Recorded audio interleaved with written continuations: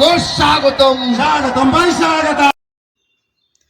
পরিবর্তন সভায় বিজেপি নেতা দিলীপ ঘোষ নাদনঘাট মোড়ে সভামঞ্চে উঠে দিলীপ ঘোষ বললেন, বাবার বয়স 50, ছেলের বয়স 45।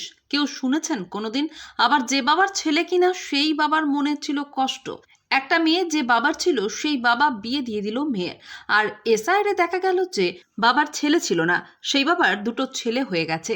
আর সেই বাবার বাড়িতে বিএলও এলো, তার ছেলে দুটি ফর্ম নিয়ে ধরিয়ে দিল সেই বাবার হাতে। বাবা আবার অবাক হয়ে বিএলওকে বলছেন, আমার আবার কবে ছেলে হলো? বিএলও বলছেন, হ্যাঁ আপনার 2 ছেলে, এটাই তো হয়েছে। আর এক বাবার 3 ছেলে ছিল, তার 5 ছেলে হয়ে গিয়েছে। বিজেপি পরিবর্তন সবাই বক্তব্য রাখতে গিয়ে বলেন বিজেপি নেতা দিলীপ ঘোষ। বিজেপি নেতা দিলীপ ঘোষ আরো বক্তব্য, কেন্দ্রীয় সরকার যে যোজনা পাঠায় এখানে তার নাম পরিবর্তন করে বাংলায় চালায় টিএমসি। দিলীপ ঘোষের কটাক্ষ, সব ঠিক আছে কিন্তু বাপের নাম পাল্টে যায় এটা জানতাম না। সোমবার বিকেলে নাদনঘাট মোড়ে বন্ধু মহল ক্লাবের মাঠে পরিবর্তন সংকল্প জনসভায় এসে এমনই মন্তব্য বিজেপি নেতা দিলীপ ঘোষের। পাশাপাশি আনন্দপুরে ভয়াবহ অগ্নিকাণ্ড নিয়েও সংবাদ মাধ্যমের সামনে এদিন মুখ খুললেন বিজেপি নেতা দিলীপ ঘোষ। তিনি বলেন, সারা বাংলা জুড়ে অবৈধ নির্মাণ, অবৈধ রাস্তাঘাট, দোকানপাট ও কারখানা চলছে। অবৈধ কাজ হওয়ার জন্য সাধারণ মানুষের জীবন আজ বিপন্ন। সভার শেষে সাংবাদিকদের মুখোমুখি হয়ে কি জানালেন বিজেপি নেতা দিলীপ ঘোষ, দেখুন। নাদনঘাট থেকে সৈয়দ আবু জাফরের রিপোর্ট, এমবিএস নিউজ। অবৈধ রাস্তায় বাড়ি ঘর, দোকানপাট এবং কারখানা চলছে।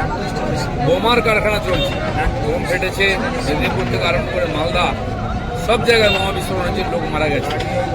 ওপার নৈহাটিতে বোমা ফেটেছে, এপাশে হুগলিতে বাড়ি ভেঙে গেছে, এত বিস্ফোরক শক্তিশালী হয়েছে। তো সেরকম অবৈধ কাজ হওয়ার জন্য মানুষের জীবন বিপন্ন আছে। টাকা দাও পুলিশকে, টিএমসি নেতাদেরকে সব করতে পারবে। কারণ একাধিক বাজারে আগুন লাগছে, কারখানায় আগুন লাগছে, মানুষের জীবন সংকটের মধ্যে আছে, কিন্তু টিএমসি লোকেরা কেবল পয়সা কামাচ্ছে। দাদা, অগ্নি নির্বাহ কাণ্ড ব্যবস্থা ওখানে একদমই ছিল না, খারাপ ব্যবস্থা। তো কি বলবেন যে বহু কারখানাতে নাই, কারণ দরকার হয় না, পয়সা দিয়ে সব হয়ে যায়। পুলিশ নিজে গিয়ে একবার, ফায়ার ব্রিগেড একবার ইনকোয়ারিও করে না, কোথাও কাছে কারো কাছে পারমিশন নেই, পারমিশন নাই, কিন্তু চলছে কারখানা, হুক দিয়ে চলে, মিটারও নেই।